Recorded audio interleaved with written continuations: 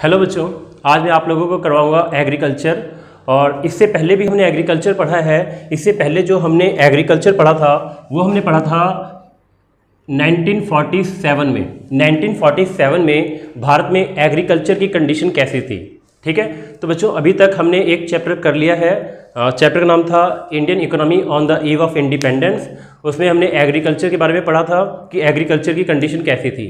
आज हम पढ़ेंगे एग्रीकल्चर, लेकिन आज का जो एग्रीकल्चर है ये 1950 से लेके 1990 तक है, ठीक है। या 1947 से 1990 तक भी किसी किसी बुक में मिल जाएगा, लेकिन जो यहाँ पर मैंने लिखा है ये 1950 से लेके 1990 के बीच में है। तो 1950 से लेके 1990 तक के बीच में एग्रीकल्चर के बारे में हम पढ़ने वाले इस चैप्टर के अंदर, ठीक है बच्चों। ये चैप्टर वैसे काफ़ी लेंथी चैप्टर है, लेकिन मैंने इसका एक छोटा सा पोर्शन उठाया एग्रीकल्चर का, ठीक है। तो और एक काम और करना, इससे पहले जो भी इको की वीडियो बन चुकी है उसको देख लेना, उससे ये तुम्हें ज़्यादा बेटर समझ में आएगा। तो बच्चों फिर स्टार्ट करते हैं आज का टॉपिक हम, ठीक है। आज का टॉपिक है एग्रीकल्चर। ये एग्रीकल्चर हम पढ़ रहे हैं 1950 से लेके 1990 तक का, ठीक है। तो सबसे पहले हम पढ़ते हैं इंपॉर्टेंस। इंपॉर्टेंस में क्या पढ़ेंगे? Importance of agriculture. तो बच्चों एग्रीकल्चर क्यों इंपॉर्टेंट है, सबसे पहला क्वेश्चन ये उठता है, ठीक है। तो इंपॉर्टेंस के टोटल 5 पॉइंट हैं। अब ये सारी बातें छोड़ दो, अगर तुम इसको ना भी पढ़ो तो तुम्हें पता होगा कि एग्रीकल्चर क्यों इंपॉर्टेंट है। हर एक देश, मतलब कोई भी देश हो, उस देश का जो बेस होता है वो एग्रीकल्चर ही है। जिस देश में एग्रीकल्चर नहीं होगा, मतलब ये लगा लो वो देश बिल्कुल खत्म होने की कगार पे आ जाएगा, क्योंकि जब अनाज नहीं होगा उनके पास तो वो खाएंगे पिएंगे क्या, और दूसरे देशों के भरोसे कितने दिन रह सकते हैं। तो इसलिए एग्रीकल्चर हर एक देश का नींव है और बेस है। एग्रीकल्चर हमारे देश में बहुत इंपॉर्टेंट है। एक बात और बता दो बच्चों, हमारे देश में 1951 से हर साल 5 ईयर प्लान स्टार्ट हुए थे। 5 ईयर प्लान 1951 से स्टार्ट हो गए थे 5 ईयर प्लान। अब ये 5 ईयर प्लान क्या थे? 5 ईयर प्लान में इसके ऊपर एक पूरा चैप्टर बनाऊंगा, फिर वो समझाऊंगा। Common goals of 5 year plan, मतलब इस नाम से कोई चैप्टर होगा। तो पहले मैं तुम्हें समझा दूँ 5 ईयर प्लान क्या होता है, थोड़ा सा समझाऊंगा। तो 5 ईयर प्लान में बच्चों क्या होता है कि हमारे देश में क्या होता है कि नेक्स्ट 5 मतलब आने वाले 5 सालों के लिए कुछ टारगेट सेट किए जाते हैं, और उस टारगेट को पाने के लिए सारे रिसोर्सेज लगाए जाते हैं और कोशिश की जाती है, ठीक है। पूरी कोशिश करते हैं उस टारगेट को पाने के लिए। तो अब हम समझते हैं कि 1951 में जो पहला 5 ईयर प्लान बनाया गया था, उस 5 ईयर प्लान में सब ने क्या किया, मेन फोकस किसके ऊपर किया? एग्रीकल्चर के ऊपर किया, क्योंकि सबको मालूम था कि एग्रीकल्चर जो है ये बहुत इंपॉर्टेंट है, ठीक है। एग्रीकल्चर जो है ये बहुत इंपॉर्टेंट है, और एग्रीकल्चर के डेवलपमेंट के बिना देश का डेवलपमेंट नहीं सोचा जा सकता। इसलिए उन्होंने क्या किया, मतलब पहले 5 ईयर प्लान में एग्रीकल्चर पे फोकस किया। और पहले 5 ईयर प्लान में एग्रीकल्चर पे फोकस करने का एक मकसद और था, क्योंकि हमारे देश में उस वक्त ना खाने पीने की कमी बहुत ज़्यादा थी, अनाज की कमी बहुत ज़्यादा थी, भुखमरी बहुत ज़्यादा थी, और हम दूसरे देशों पे निर्भर रहते थे। और तो दूसरे देशों से कई बार लड़ाइयाँ हो जाती थी, तो हमें धमकी देते थे कि हम आपको अनाज नहीं भेजेंगे। तो इसलिए भारत ने सोचा कि पहले हम अनाज में ही आत्मनिर्भर बन जाए, ठीक है। तो पहले 5 ईयर प्लान में किस पे फोकस कर दिया गया था? एग्रीकल्चर पे। तो एग्रीकल्चर की थोड़ी सी इंपॉर्टेंस समझ लेते हैं कि एग्रीकल्चर क्यों इंपॉर्टेंट है हमारे लिए।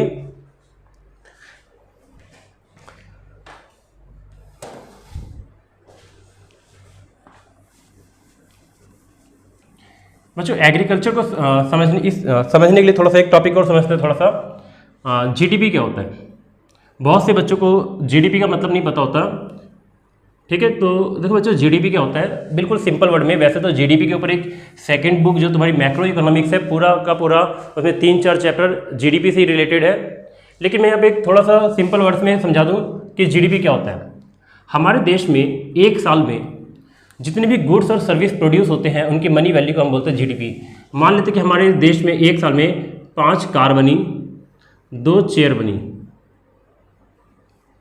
ठीक है, और 3 मान लेते हैं 3 कूलर बन गया, ठीक है।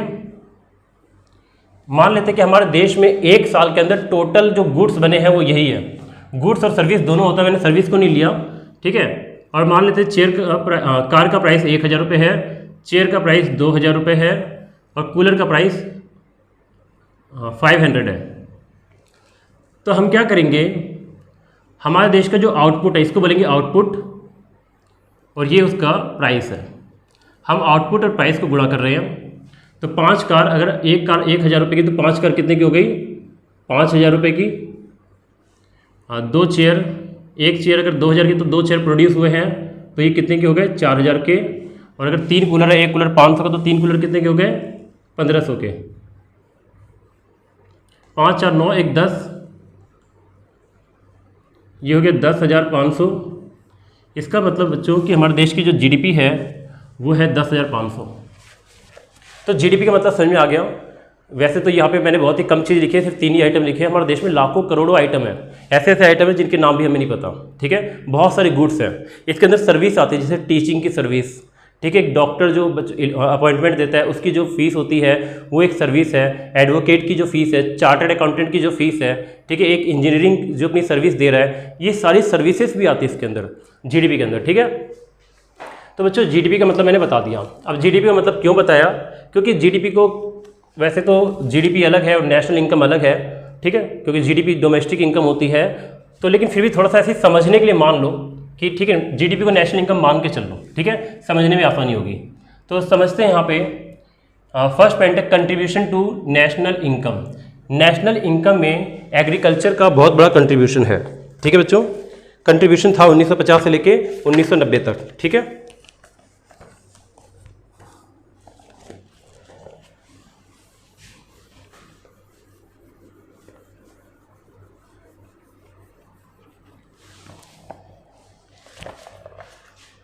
हाँ तो समझते हैं यहाँ पे 1950 से लेके 1951 तक एग्रीकल्चर से जो इनकम आती थी वो थी 59% ऑफ जीडीपी। मतलब देश की जो टोटल जीडीपी थी, ठीक है, देश की जो टोटल जीडीपी थी, मतलब टोटल जो देश से आउटपुट पैदा हो रहा था उसकी मनी वैल्यू थी, उसका 59% एग्रीकल्चर से आता था। कब? 1950 से लेके 1991 तक, सॉरी 51 तक 59% इनकम हमारी कहाँ से आती थी? एग्रीकल्चर से आती थी। फिर उसके बाद हमारे प्लानर्स ने ध्यान दिया कि एग्रीकल्चर पे फोकस किया जाए। पहला जो 5 ईयर प्लान था उसमें एग्रीकल्चर के डेवलपमेंट पे बहुत ज़्यादा फोकस किया गया। फिर लेकिन हुआ ये कि एग्रीकल्चर की ग्रोथ उतनी फास्ट नहीं थी। एग्रीकल्चर की ग्रोथ जितनी होनी चाहिए उतनी फास्ट एग्रीकल्चर की ग्रोथ नहीं थी, एग्रीकल्चर की ग्रोथ स्लो रही। ठीक है बच्चों, अब बात यहाँ है कि एग्रीकल्चर की ग्रोथ स्लो रही, ठीक है, और बाकी जो दूसरे सेक्टर्स थे जैसे सेकेंडरी सेक्टर यानी कि मैन्युफैक्चरिंग सेक्टर और सर्विस सेक्टर, इनकी ग्रोथ काफ़ी फास्ट हुई। तो सर्विस सेक्टर और सेकेंडरी सेक्टर यानी कि मैन्युफैक्चरिंग सेक्टर की ग्रोथ बहुत फास्ट हुई, सर्विस सेक्टर की ग्रोथ बहुत फास्ट हुई। इन दोनों की ग्रोथ होने की वजह से एग्रीकल्चर का शेयर कम होता चला गया और ठीक है, और 1990-91 में कम होता चला गया। और कम होते होते अगर प्रेजेंट की 2013 से 14 में एग्रीकल्चर का कंट्रीब्यूशन जीडीपी में कितना हो गया? 18%, यानी कि 59% से कम होकर 18% हो गया। अब तुम कहोगे सर एग्रीकल्चर का कंट्रीब्यूशन तो बहुत कम है इस वक्त। हाँ बच्चों, कम है, दूसरे सेक्टर के कंपैरिजन में कम है। ठीक है, सेकेंडरी सेक्टर और सर्विस सेक्टर दोनों का ग्रोथ ज़्यादा हो गया, जिसके हिसाब से ये कम हो गया। ठीक है, लेकिन इसका मतलब एक बात बता दूँ, सिर्फ परसेंटेज कम हुई है। परसेंटेज कम होने का मतलब ये नहीं कि टोटल इनकम भी कम हुई है। टोटल इनकम तो बढ़ी है। एक छोटा सा एग्जाम्पल देता हूँ मैं तुम्हें। वो एग्जाम्पल इस तरीके से समझ लो कि जो जीडीपी थी वो 1950 में या 1951 में जीडीपी थी, मान लेते हैं 1,000 रुपये। जीडीपी कितनी थी? 1,000 रुपये। और जीडीपी मान लेते हैं कि 2014 में हो गई 10,000 रुपये। ठीक है, उस वक्त देश की जीडीपी कम, देश में लोग कम थे, लोग कम होने की वजह से देश की इनकम भी कम होती थी। तो उस वक्त देश की जीडीपी कितनी थी? मान लेते हैं कि 1,000 रुपये थी। और एग्रीकल्चर का शेयर उसमें कितना था? 59%। तो बताओ एग्रीकल्चर से कितने की इनकम आ रही थी? 590 रुपये की। आज के टाइम पे मान लेते 2014 में एग्रीकल्चर का शेयर कितना हो गया? 18%, मतलब पहले से कम हो गया। एग्रीकल्चर का शेयर काफ़ी कम हो गया, 18% हो गया। लेकिन जीडीपी तो बढ़ गई है, टोटल जीडीपी तो बढ़ी है। तो इस टोटल 10,000 का 18% कितना होगा? 1,800। इसका मतलब ये है बच्चों कि पहले जीडीपी कम थी, अब जीडीपी ज़्यादा है। तो पहले क्या था, एग्रीकल्चर का शेयर परसेंटेज के हिसाब से तो ज़्यादा था 59%, और अब परसेंटेज के हिसाब से कम हो गया है। एग्रीकल्चर का कंट्रीब्यूशन जीडीपी परसेंटेज के हिसाब से कम हो गया है, लेकिन सिर्फ परसेंटेज के हिसाब से कम हुआ है। ठीक है, टोटल की बात करें तो टोटल में बहुत ज़्यादा बढ़ोतरी हुई है। ठीक है बच्चों, तो इसका मतलब कि एग्रीकल्चर का सिर्फ परसेंटेज कम हुआ है। ठीक है, परसेंटेज कम हुआ, लेकिन देखा जाए तो एग्रीकल्चर से जो इनकम आती है वो बढ़ गई है, पहले के कंपैरिजन में बहुत ज़्यादा बढ़ गई है। ठीक है, क्योंकि पहले जीडीपी कम थी, यानी कि मान लो देश की जीडीपी कम होती थी, अब देश की जीडीपी ज़्यादा होती है। तो पहले जीडीपी कम थी तो उसका 59% एग्रीकल्चर से आता था, यानी कि एग्रीकल्चर से कम आता था। अब जीडीपी ज़्यादा हो गई है और 18% एग्रीकल्चर से आता है, तो 18% देखा जाए तो पहले से ज़्यादा है। ठीक है, तो बच्चों काफ़ी अच्छी बात है यहाँ पे। और एक बात और बता दूँ कि एग्रीकल्चर जो है बहुत इम्पॉर्टेंट है देश के लिए, क्योंकि एक अच्छी खासी इनकम एग्रीकल्चर हमें जनरेट करके देता है। सेकंड नंबर पे बात करते हैं major source of employment. Agriculture जो है, एग्रीकल्चर की एक खास बात यह है कि ये एक मेजर सोर्स ऑफ एम्प्लॉयमेंट है। मेजर सोर्स ऑफ एम्प्लॉयमेंट, इसको मैं क्यों बोल रहा हूँ, इस बात को समझते हैं थोड़ा सा।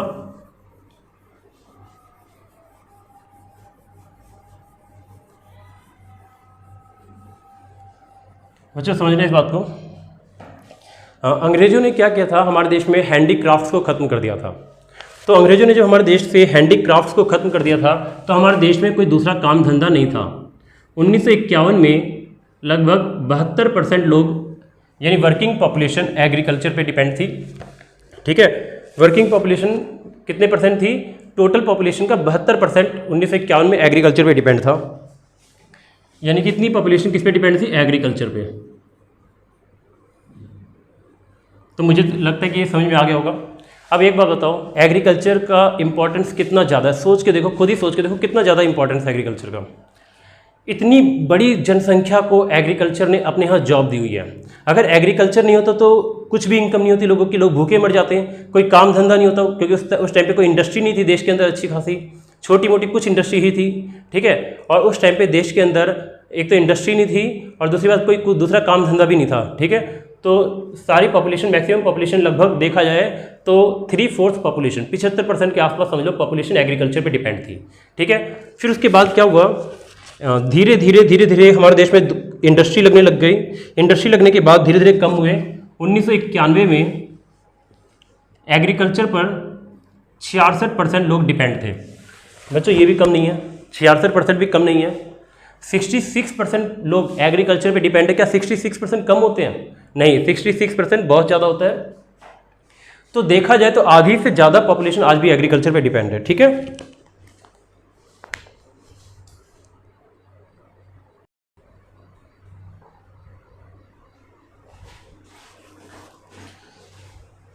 हाँ तो बच्चों हम कहाँ पे थे, 1900 मैं ये बता रहा था कि एक एग्रीकल्चर जो है एम्प्लॉयमेंट का एक बहुत बड़ा सोर्स है। आज अगर हमारे देश में एग्रीकल्चर नहीं होता, 1991 में एग्रीकल्चर नहीं होता तो 66% लोग बेरोजगार हो जाते हैं। इतने परसेंट लोगों को नौकरी नहीं मिलती, कोई काम धंधा नहीं होता और ये बेचारे भूखे मरते क्योंकि कोई दूसरा काम धंधा था ही नहीं, बेरोजगारी बहुत ज़्यादा होती। ठीक है, और 1951 में तो सोचो एग्रीकल्चर नहीं होता तो 72% लगभग, यानी कि ये लगा लो कि 75% पॉपुलेशन सिर्फ बेरोजगार होती। ठीक है, तो ये समझ आ गया होगा। ठीक है, तो एग्रीकल्चर जो है एक बहुत बड़ा सोर्स है एम्प्लॉयमेंट का।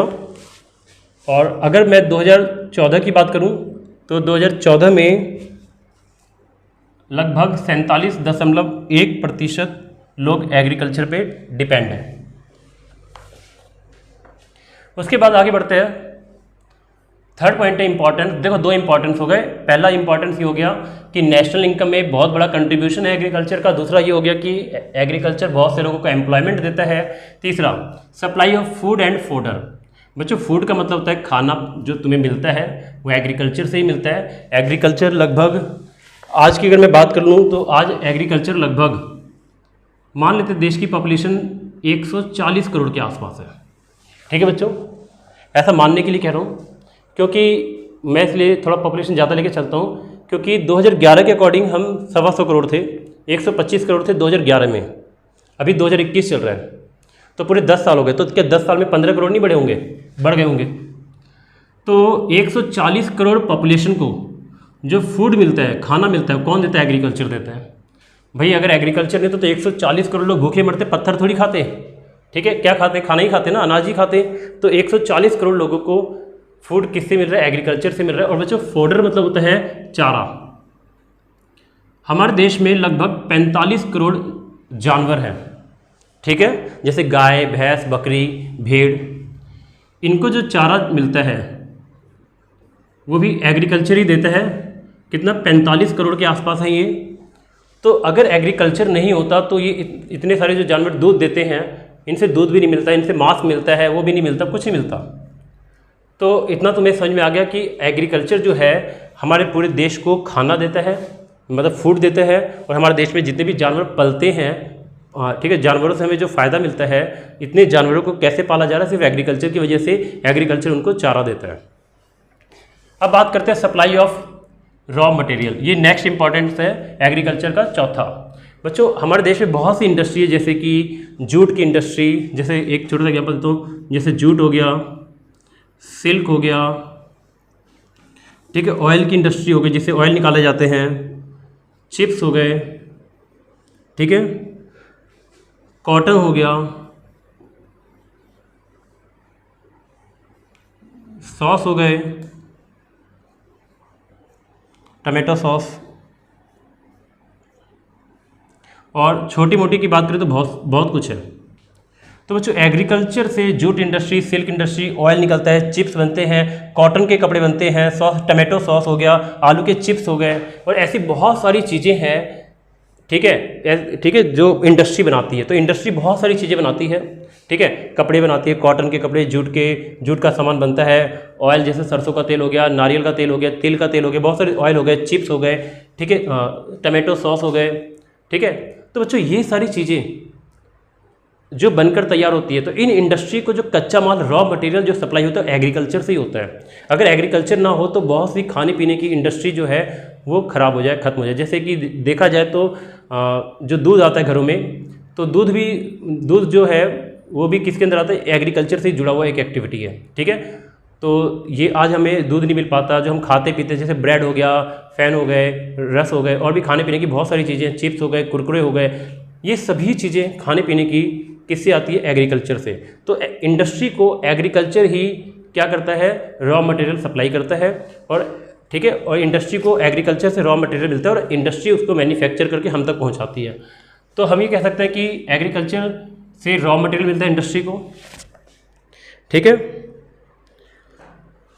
इसमें एक आध चीज़ और ऐड कर दो, जैसे टी, जो हम सुबह चाय पीते हैं, ठीक है, शुगर, जो चीनी होता है, ठीक है, ये सभी इसके अंदर आ गया।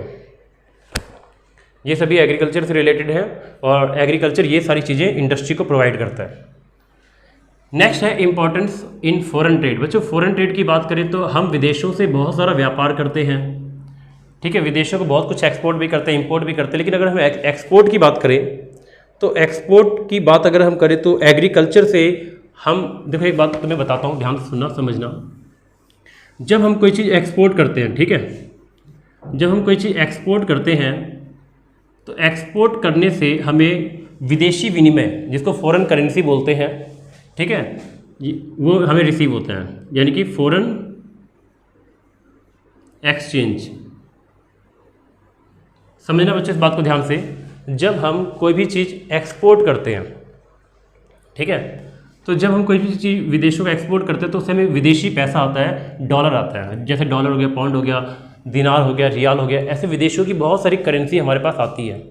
और विदेशी करेंसी आने से फ़ायदा ये होता है कि हमारे पास जितनी ज़्यादा विदेशी करेंसी होगी, हम विदेशों से उतना ज़्यादा परचेज कर सकते हैं, खरीद सकते हैं, यानी इंपोर्ट उतना ज़्यादा कर सकते हैं। तो एग्रीकल्चर में से हमारा बहुत सारा सामान एक्सपोर्ट होता है।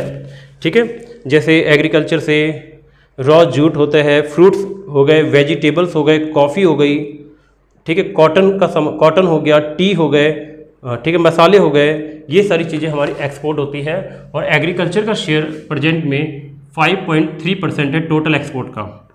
हमारे देश से टोटल जो एक्सपोर्ट होता है उसमें एग्रीकल्चर का शेयर 5.3% है, जो कि एक बहुत बड़ा शेयर है। ठीक है, तो और हम एक्सपोर्ट करने से क्या होता है, हमें विदेशी पैसा रिसीव होता है, और जो विदेशी पैसा हमें रिसीव होता है उस पैसे का इस्तेमाल हम हथियार खरीदने में लगा सकते हैं, उस पैसे का इस्तेमाल हम विदेशों से कोई टेक्निक इंपोर्ट करने में लगा सकते हैं। तो हमें बहुत बेनिफिट है एग्रीकल्चर से। तो बच्चों ये तो था एग्रीकल्चर की इंपॉर्टेंस, ठीक है। अब हम क्या पढ़ेंगे,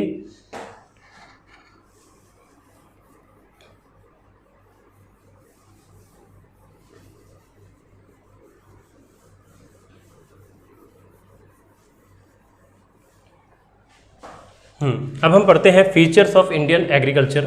बच्चों अब हम इंडियन एग्रीकल्चर के फीचर पढ़ेंगे, और ये फीचर जो हम पढ़ेंगे ये पढ़ेंगे 1950 से लेके 1990 तक, ठीक है। याद रखना 1950 से लेके 90 तक की बात करूँगा यहाँ पे, क्योंकि 1947 की बात हम कर चुके हैं। 1947 में एग्रीकल्चर कैसा था ये हम पढ़ चुके हैं।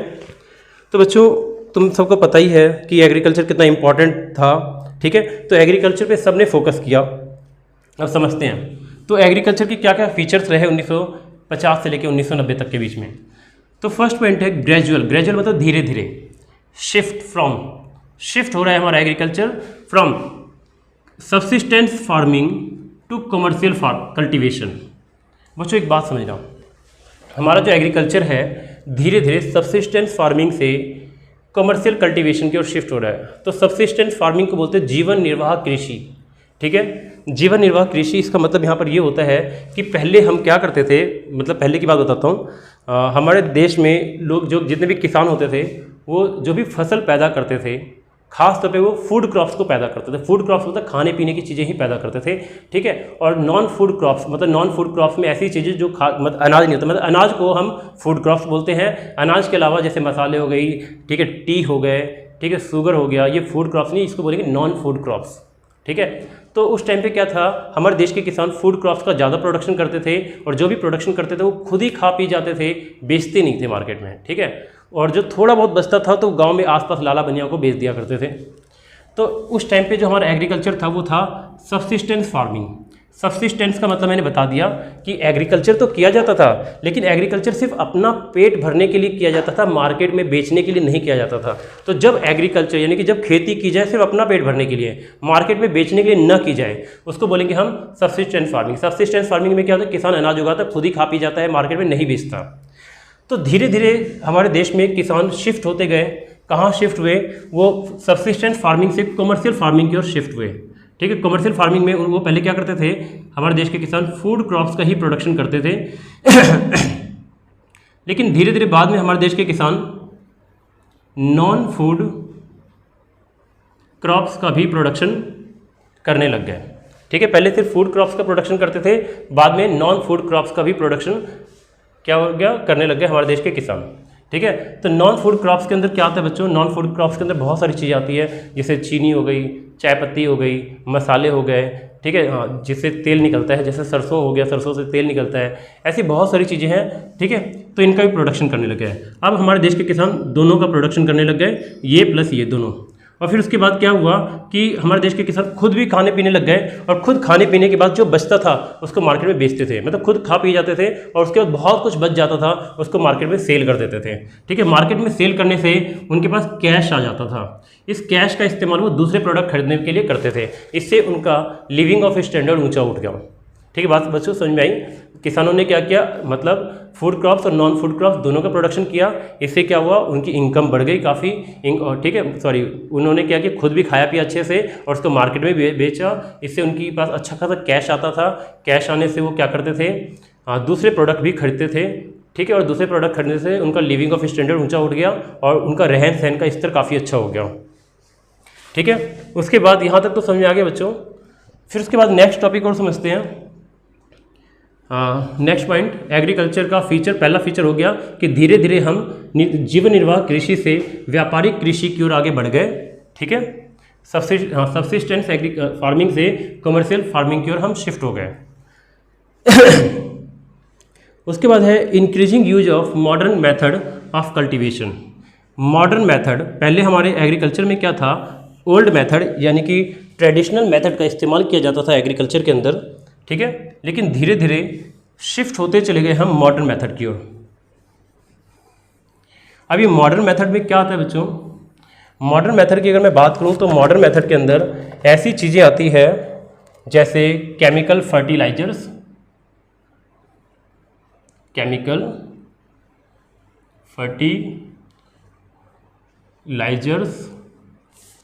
फर्टिलाइजर्स जिसको बोलते हैं रासायनिक उर्वरक, HYV सीड्स यानी कि high yielding variety seeds, pesticides, insecticides, machinery,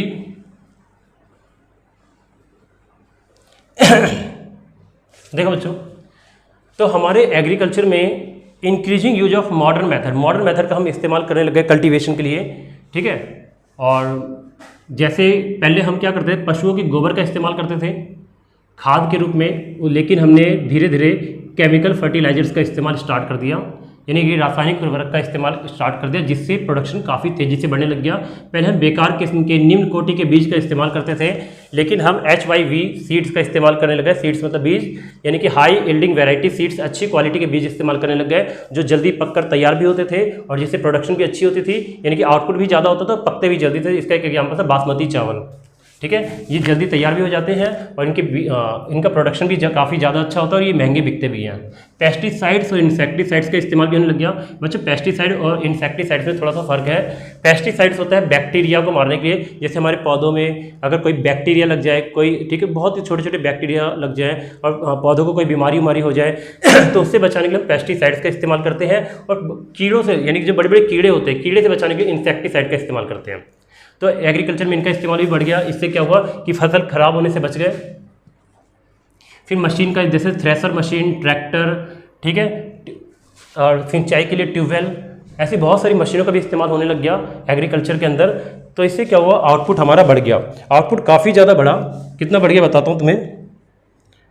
1991 यहाँ पे 1961 के डेटा हमें दिए हुए हैं, 1961 और 1991 में। देखो फ़र्क देखो।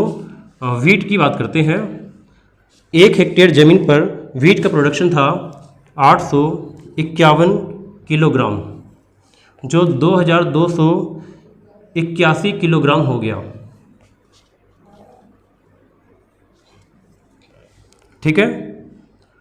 और अगर बात करें राइस की, तो 1 हेक्टेयर पे पहले 1013 किलोग्राम राइस का प्रोडक्शन होता था, जो 1991 में 1740 किलोग्राम हो गया।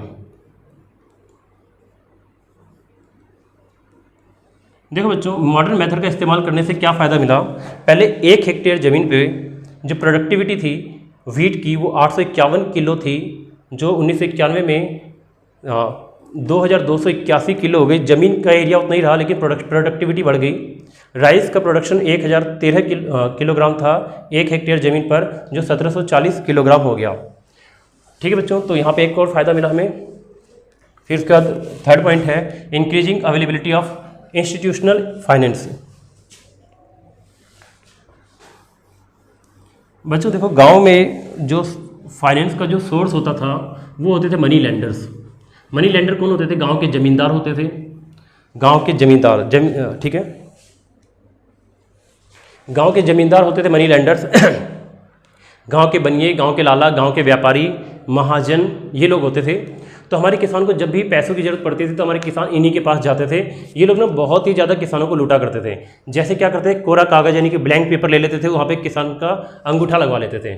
उसके बाद वो किसान के जाने के बाद मन चाहिए जो भी लिखना हो उसके अंदर लिख देते थे कि तुम्हारी सारी ज़मीन हमारी, ये वो, ऐसे ऐसे फालतू की चीज़ें लिख देते थे।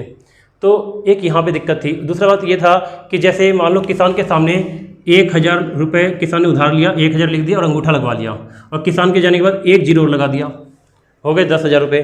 तो किसान इतने पढ़े लिखे नहीं थे, इतने समझदार नहीं थे, ठीक है। और वो क्या करते थे, किसानों को शोषण हो जाता था बहुत ज़्यादा, ठीक है। और वो ब्याज के ऊपर ब्याज लेते रहते थे, तो बहुत ही ज़्यादा किसानों की हालत बुरी थी। तो उस टाइम पे ना हमारे देश में इंस्टीट्यूशनल सोर्स नहीं थे, ठीक है। मैं तुम्हें एक बात बताता हूँ, रुको इसको थोड़ा अच्छे से समझा दूँ। हाँ बच्चों, जब किसान उधार लेता है तो उधार लेने के दो सोर्स होते हैं। एक होता है इंस्टीट्यूशनल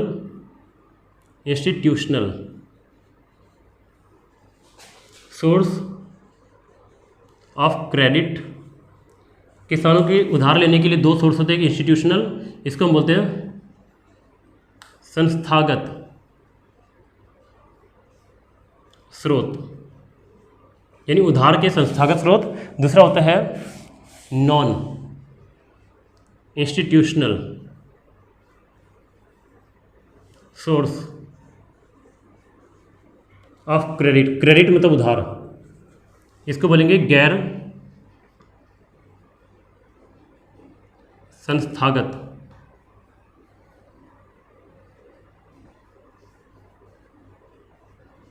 तो बच्चों उधार के दो स्रोत थे, एक तो संस्थागत, एक गैर संस्थागत।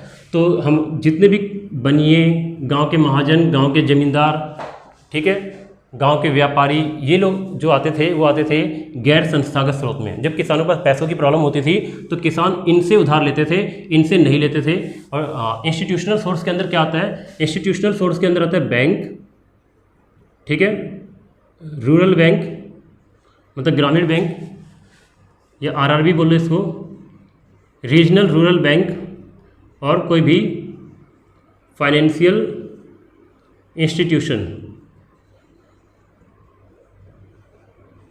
मतलब ये सारे थे। तो इंस्टीट्यूशनल सोर्स के अंदर कौन आता है? क्षेत्रीय ग्रामीण बैंक, और फाइनेंशियल इंस्टीट्यूशन मतलब वित्तीय संस्था कोई भी, जैसे LIC कोई भी। तो बच्चों ये दो स्रोत होते थे उधार के, इंस्टीट्यूशनल और नॉन इंस्टीट्यूशनल। तो उस टाइम पे हमारे देश में उधार की सारी जरूरत किससे पूरी होती थी? नॉन इंस्टीट्यूशनल से। लेकिन धीरे धीरे हमारे देश की गवर्नमेंट ने क्या किया, 1969 में, 1969 में बैंकों का नेशनलाइजेशन कर दिया, नेशनलाइज कर दिया। अभी नेशनलाइज क्या होता है बच्चों? नेशनलाइज का मतलब था कि हर एक बैंक का 51% से ज़्यादा शेयर गवर्नमेंट ने अपने पास होल्ड कर लिया, यानी 51% से ज़्यादा शेयर गवर्नमेंट ने खरीद लिया। उसके बाद गवर्नमेंट ने सभी बैंकों को ऑर्डर दिया कि आपको किसानों को भी लोन देना है, ठीक है। तो इससे क्या हुआ? इससे फ़ायदा ये होने लग गया कि सारे बैंक किसानों को भी लोन देने लग गए, ठीक है। उसके बाद 1975 में RRB, रीजनल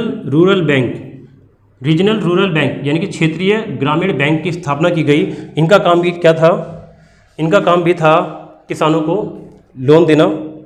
तो इससे क्या हुआ? धीरे धीरे लोग यहाँ से कम होते चले गए और यहाँ पे बढ़ते चले गए, धीरे धीरे लोग यहाँ से खत्म होते चले गए और यहाँ पे बढ़ते चले गए। यानी कि धीरे धीरे हम लोग, यानी increasing availability of institutional finance, धीरे धीरे हम इंस्टीट्यूशनल फाइनेंस की ओर शिफ्ट होने लग गए, ठीक है। पहले क्या था बच्चों? नॉन इंस्टीट्यूशनल सोर्स से 91% का उधार लिया जाता था। धीरे धीरे, ये कब की बात है? ये बात है 1951 की। 1951 में नॉन इंस्टीट्यूशनल सोर्स से 91% का उधार लिया जाता था, जो 1991 में सिर्फ 33% रह गया, ठीक है, काफ़ी कम हो गया, ठीक है। 1951 में नॉन इंस्टीट्यूशनल सोर्स जैसे महाजन, बनिए, लाला से और गांव के ज़मींदार से 91% तक का उधार लिया जाता था, धीरे धीरे कम होता गया। 1991 में सिर्फ 33% लोग ही इनसे उधार लिया करते थे और इंस्टीट्यूशनल सोर्स बढ़ गया। इंस्टीट्यूशनल सोर्स पहले सिर्फ 9% था। 1951 में लोग बैंकों से लोन, सिर्फ 9% तक लोग ही बैंक से लोन लिया करते थे, ठीक है। लेकिन जो 1991 में बढ़ गया और 1991 में बढ़कर ये लगभग 60% हो गया, ठीक है। अब आगे बढ़ जाते हैं बच्चों।